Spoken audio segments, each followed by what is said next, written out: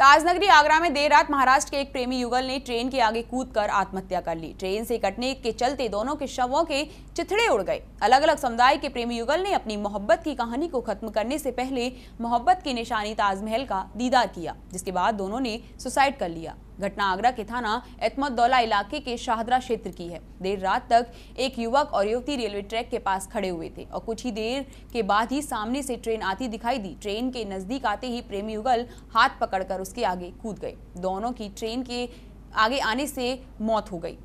प्रेमी युगल को ट्रेन के आगे कूदते देख स्थानीय लोगों के होश उड़ गए। उन्होंने पुलिस को सूचना दी। पुलिस ने दोनों के पास मिले सामान की पड़ताल की गई और शवों को अपने कब्जे में लेकर पोस्टमार्टम के लिए भिजवा दिया।